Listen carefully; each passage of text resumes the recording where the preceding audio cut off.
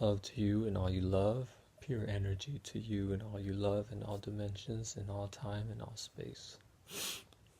And non-space. So, just want to first of all say happy real New Year, winter solstice.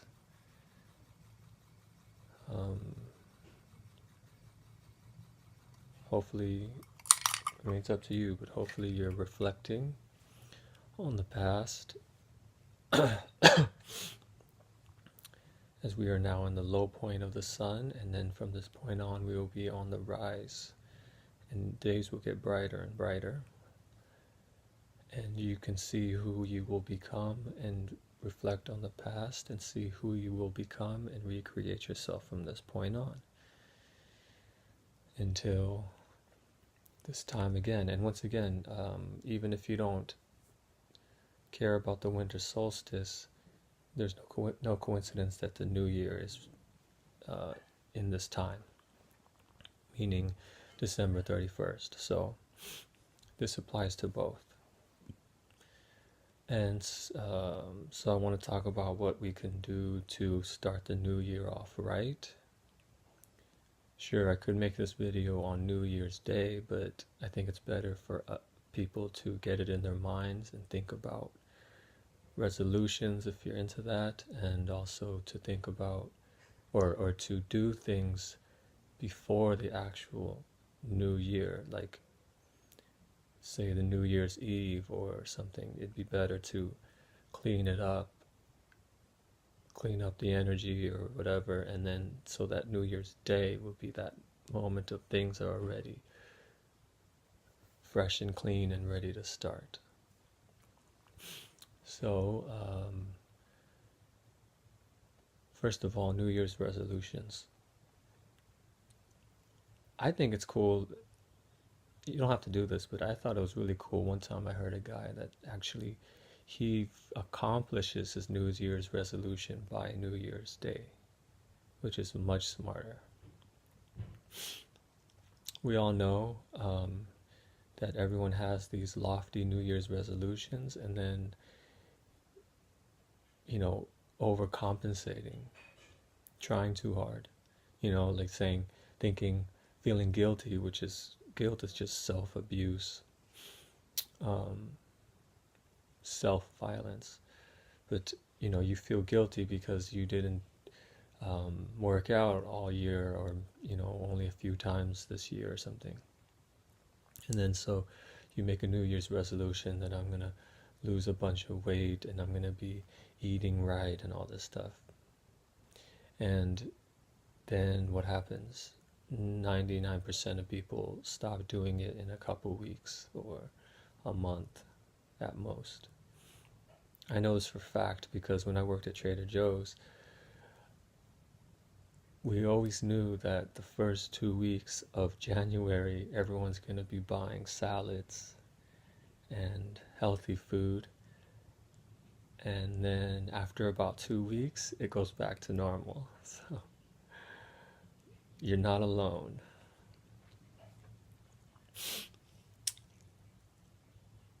So I want to just say, we need to stop overcompensating about New Year's resolutions and in life in general. So the smart thing to do is to start from the most simplest place and then move up, if you have earned the right to go to the next step, which would be just go to 1 and then do 2, and then if you're at 2 you can say, okay, now I deserve to go to 3. What people do is they feel like they're a negative 10, so then they just try to jump into positive 10. It doesn't work like that. If you try to dance before you know how to crawl, you're just going to fall. So let's just think of very basic things. This is so much, in general in life, this is a great thing to apply.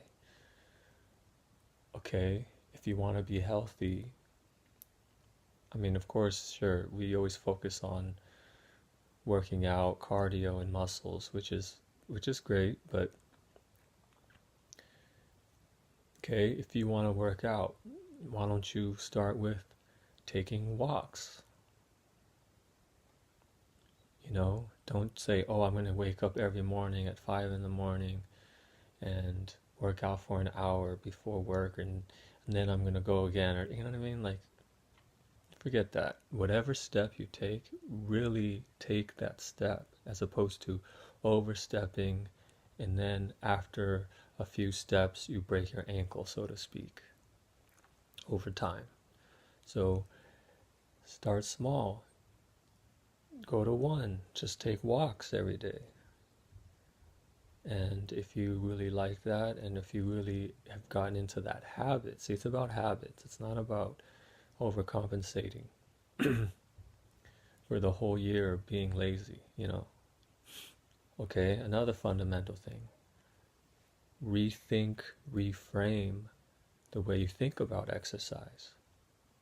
You think it's annoying. You think it's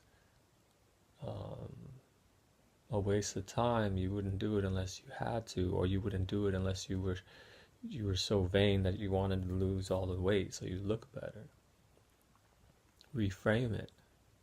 How can you look at a difference so it's not something you're pushing away, forcing yourself to do? The way you think about things, your view of things, like exercise. Try to do other things simultaneously with it, mentally, for instance, so that it's more worthwhile to you. For instance, chores is something people hate, but it's really cool when I try to be mindful while I'm doing a chore. So it's not just, oh, this annoying thing that I have to do because I want it to be clean. I'm actually making use of that time. It's not just about the goal, that's all I'm saying.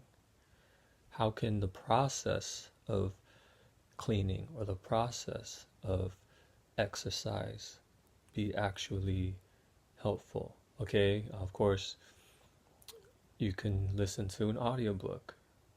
See, so it makes it better. It's not just about a goal. It's about the time that I'm spending doing it is actually going to be something that'll be great for me, because I always want to read this or listen to this book, but I can't. But if I'm going to exercise, I can also throw that in there and make it cool for me to do, something that makes me want to do it. But yeah, it's not just about that though. Rethink everything. How can you rethink it? Maybe you need to understand that when you push against things, it just puts it in your face. Life is like a rubber band. When you push things away, guess what? It flies into your face. So, of pushing things away, or in Buddhism, aversion, does not work. There's a duality to things. So try to understand attachment and aversion. Attachment would be engaging with something. So like when you're holding on to something like pleasure, like I don't want to suffer. When you're holding on to it so hard, that makes you suffer. And then you're holding on to it, and guess what?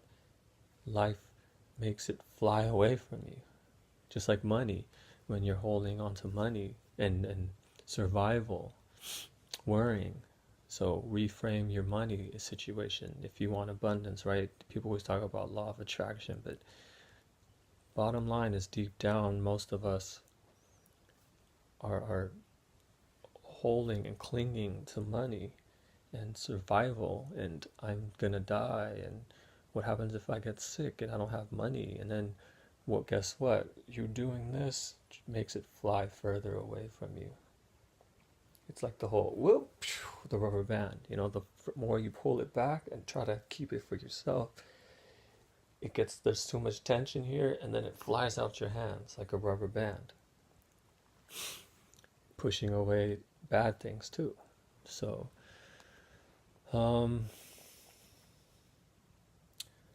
yeah, just whatever steps you take to become a better person, take the very basic step. Take a real step.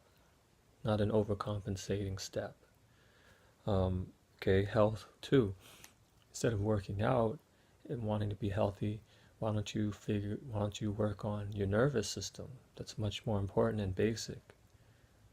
Like doing breathing exercises every day. You don't have to work out for an hour. Why don't you just learn how to breathe 5-10 minutes a day or twice a day, which will calm your mind, which will make you happier, which will set the mode for you to do other things, basics, fundamentals.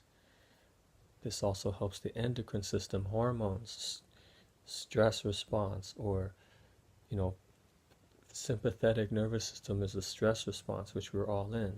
Learn to diaphragmatically breathe.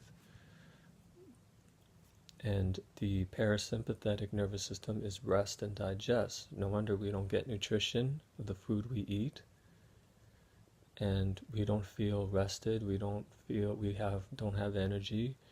See what I'm saying? So like, isn't it more important to do these basic these basic things that will give you more energy, so then you'll want to get up and wake up early because you have energy. People got it twisted, They're looking up here. No, 1, 2, 3, 4, 5, 6, 7, 8, 9, 10. Okay, so stop looking up here. Start at 1. Keep it basic, keep it humble, keep it fundamental. Okay, lastly, to start off the new year right, I'll bring this up again on New Year's Day perhaps, but you can just go buy some Palo Santo or sage. The reason I'm talking about these things is because they're so easy and brainless. You don't have to conceptualize anything, you don't have to do any work, really. Just fire it up, and then you blow the smoke around in the corners of all the rooms, and in cracks and crevices in your house, as much as possible. That's it. Oh, and you do it on yourself. Top of your head, down the front of your body, under your feet, around your feet, and then up the back of your body, from your perineum up the spine. One last thing is you can get black tourmaline. Why? Because black tourmaline is grounding, and we all need grounding. Black obsidian supposedly is better for transmuting energy, but I would start with black tourmaline.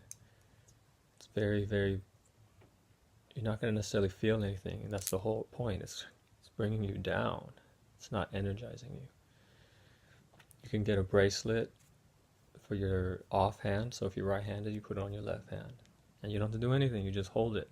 You just wear it. You could hold it in your left hand. When I'm not feeling grounded, you can just take these, and these are so inexpensive. Of course, a bigger piece would be great, but these are so inexpensive. You just put these on your crown, towards like maybe 60% back in your brain, on your head. And you just hold it there, it'll ground you. Or you put them on your belly with your hands there, and you'll be grounded. The only other thing I would say is whenever you're sitting, standing, or walking, try to have your bare feet on the earth. These are so simple. Of course, there's many other things to do, but these are so easy. That's why I bring it up. And so it's realistic. Taking one step, and then we can work to 10 later if you really earn the right to get there by doing 1, 2, 3, 4, all the way to 10. All right. Peace and love.